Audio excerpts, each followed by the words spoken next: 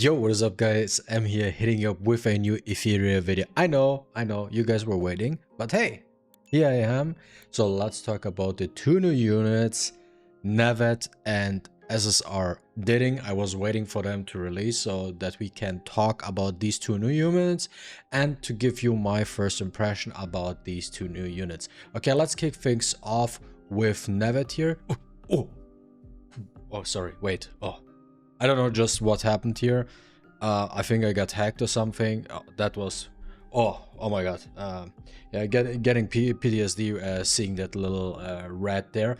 But yeah, so that's for that. Let's talk about Nevette real quick. So Nevette is the new Hollow. She's a green unit, and as it was exactly as I predicted, everybody. My prediction was that Nevette is going to be a green unit and the SSR Diting is going to be a red unit, and I was spot on with my prediction. So let's take a look first at Nevette and see what she really brings to the table and how valuable she could potentially be in PvP, because PvE side of the game is already dead, right? There's like no content, stuff like that. I know they're planning to release new PvE content. I don't know even if it's coming with the next update or with an update after that. Somewhere along these lines they do want to drop a new PvE content, but we will discuss that when it's time for that. But let's take a look at skill 1. So deals soul purifying, deals 2 hits of damage to a single enemy. Each hit has a chance to inflict petrify for 1 turn. Okay, double hit with petrify on S1, decent. Basically you get a CC, and 2 hit is better than 1 hit. I don't think it has a very high chance, probably somewhere around 15%, maximum 20%. I think that would be decent. Now here's where the catch is about her, and this is also where I have to nitpick about this character. Exclusive passive. Nevette cannot trigger critical hits. You don't need to build her on crit damage, crit hit, because she can't crit, right? So that gives me already Born vibes, right? And if you know the type of damage Born does, it's like hit or miss depending on how you look at it. However, when dealing damage, her attacks ignore the target's defense based on her effect accuracy. If the target is already under a control effect or is a boss type enemy, even more defense will be ignored. Now here's the catch, and where my problem slightly comes in when it comes to building the character.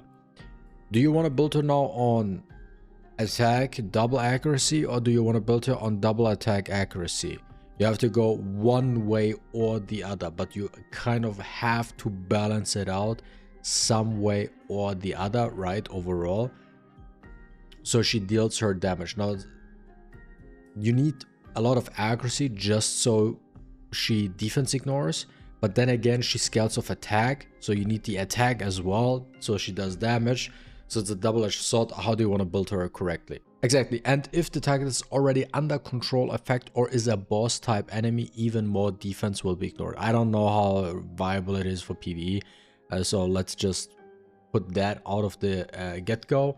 And maybe it's decent for, I don't know, Inferno Doki if you really need it. Who really struggles with that or something, right? But yeah, then she has the skill 2, deals 3 hits of damage to a single enemy, so single target damage. Each hit has a chance to steal a buff from the target. If the target has no buffs, Nevette's damage is further increased. Okay, kind of mediocre in my opinion. The good thing what I like is she has multi-hits on everything, and as we all know, multi-hits is better in this game because of blood buff, because after 20% damage blood buff kicks in, so having multi-hits is better than having single targeted. Also currently interesting if you can play her on Revelation. That would be something we need to check and test out for her, and then make her like a, you could then probably play her like on a Swift Fury type of build, maybe Swift Fury raid, double accuracy attack, something like that on Revelation. No, Swift Fury doesn't work, sorry, because with Revelation that doesn't work. But maybe something along this, like just a swift and swift rate build basically, and then you go double accuracy with one attack piece, and then you get this rate buff. Maybe she does that way, a lot of damage, who knows, gotta see and test it out. But now her S3 deals 3 hits of damage to all enemies. Each hit has a chance to inflict, block, and petrify. So she has basically CC. 3 hits is good because it's basically the same as what's his face, Heinrich and Plume and stuff like that. So she has a high chance of actually petrifying stuff. So you do want to have her on high accuracy. So you need at bare minimum, and this is where my problem a little bit comes with this character, you need a lot of accuracy on her. So you need at bare minimum 2 pieces. Ideally you want to have a swift smite piece. You cannot run triple accuracy on her because it's overkill, because you also want to have attack, as I just mentioned, because she's also supposed to deal some sort of damage, right? But yeah, that's for that. Then also, when you think about the units that opponents are using, like, she doesn't really counter Aya. Aya is so damn annoying, because she just, even if she CC'd, she just cleanses things. So, and also with block, what I personally don't like, to be honest, is the fact that she has a block debuff instead of like a wound debuff. Wound would have been 100 times better, because what does block really do most of the time? Nothing, because it gets cleansed 24/7 anyways, so who really cares? So there you have to petrify, and then you have to gamble, does it land or not. They also suggested her that you play her on Jackal on blood buff Swift Knight. Oh, so dude, they never can get rid of their stupid trip, and it really annoys me about how they balance this game. The only good news is, I know the next balance patch that Amber is getting nuked, apparently. Apparently Amber is gonna get nuked, and it will be useless as shit. Hopefully, at least that would be a step into the right direction, but that is one thing. But yeah, so this is the kid. Well, what is my first impression? I'm a little bit iffy about her, to be honest. I would not recommend, I mean, every new unit, just pull the new unit because it's easy to pull, right? But do not get more than 1 copy. 1 copy is more than enough for this unit. And looking at this character, when it comes to skill ups and stuff like that, what I notice is when you read these kits, right, when we're looking at these infographics, it is so that they basically already include every skill level 5. Okay, so this is basically 555 Nevette. Now the question is, what exactly is missing from level 1 to level 5, right? So how do the skill upgrades look like, and then the percentages as well. So those are the things. Right now she looks like she's a unit you really need to get your hands on, have to test a couple of different builds, like play on Revelation, player maybe on something else, stuff like that. Double accuracy or attack, full accuracy, full attack, whatever it might be at the end of the day, but probably you want to have accuracy just because of the defense ignore part. And then you also we have to see like her damage, but I'm very cautious with this unit because I have no idea if she will be decent or not. But yeah, so for first impression, it's like, yeah, I think, to be honest, current meta, she just gets clapped by Amber right now. Not gonna lie, she's gonna get clapped by Amber. That's about it. Like, seriously. So you have to play on blood buff if just so she does not get clapped. Then next up we have the Lumi Warden Diting. Just call him SSR Diting, and he is a defense scaling. Maybe he's like Holden 2.0, who knows. But let's take a look at his skills real quick. I just want to break it down. So his skill 1 deals damage to an enemy based on Diting's defense, with a chance to increase the target skill cooldown by 1 turn. Exclusive passive, reduce the impact of turn meter minus effects on all allies. Who really has turn meter minus effect? The only noticeable units that come to my mind is Mio, Freya, and what is the other? Casio. Those are the only 3 units that come into my mind when it comes to turn meter minus effects. Not sure how useful that overall is, or how impactful that is. What I like is, though, his skill 1 is really impactful with the power to cooldown +1. I personally, because I already give my my opinion about how you want to build him, 100% you want to build this guy on Bramble, blood buff, Bramble, smite 100% of the time. When it comes to the shell, choose whatever you want. when it comes to that, you can go with whatever, like legitimately whatever you want. Probably Amber, right? But yeah, Blood Buff Bramble 100%, because that skill 1 is really, really strong. Now imagine you're getting attacked, right? Something starts off, your opponent moves first, hits you, and he counters now. And then he kicks off and does this 1 turn cooldown.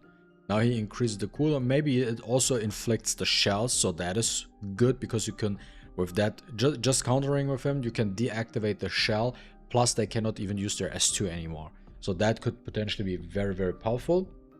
Then looking at this S2, deals 3 hits of damage to a single enemy based on Diting's defense. Each hit has a chance to push back the target's turn meter and inflict taunt for 2 turns.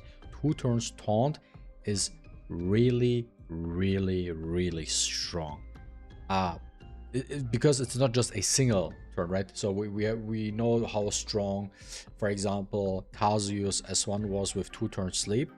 Now 2 turn taunt is probably the second best thing we can get.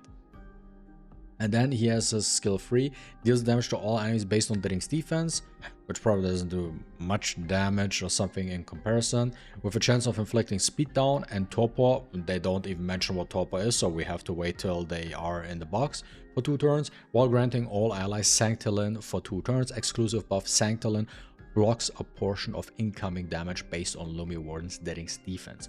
Okay, so how do we want to build him?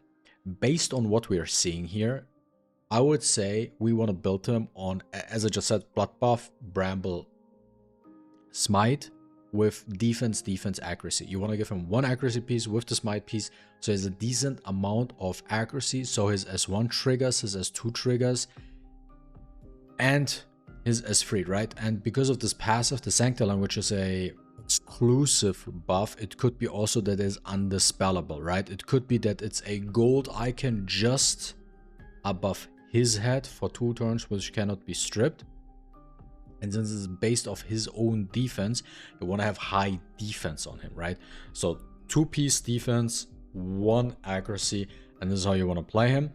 Now, some people will think, because I saw on Discord somebody says like he's anti turn 1. Yeah, he's more of a turn 2 type of unit overall, but I think he's not that oppressive in a turn 1 versus turn 2 scenario, because his exclusive buff is not active from the get-go, but you also have to cast the S3 first before he can start blocking damage, right? I think that's for that. And he's probably a unit that you play more into a, I would call him like a Bruiser CC unit. I think he's a hybrid of Bruiser and CC type of thing, right? Because the S1 can skill cooldown increase and the skill 2 has 2 turn taunt. So I would say he's like a Bruiser CC, a hybrid type of unit, and I think he's gonna be a pick you play in slower matchups.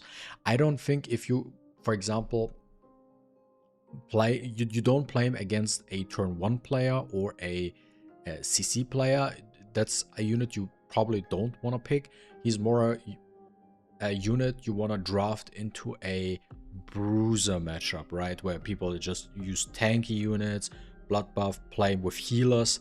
This is where you want to use him and utilize his taunt and stuff like that, and want to maximize the damage mitigation so you don't receive them. And I think in these type of matchups, he's becoming very, very strong. I think this is where he's by far the best. So for turn 2 players in a Bruiser mirror match, I think this is where he is actually really, really good. And Nevette is like, she is just a wild card. She could be like Giga ass, or she could be Giga broken, right? It could be one way or another, but for that I need to get my hands on that. So they will be releasing on first day. I will be streaming Etheria Restart on first day. Of course I will have both of these units, and then on the live stream I might give you already, before I will be streaming, my first impression on these units in a separate video, and then I will be streaming and go in depth into these 2 characters and give you my opinion then. Okay, so, and as always guys, if you enjoyed watching this video, don't forget to leave a like and a comment down below. I really appreciate it, and see you with the next one. Deuces.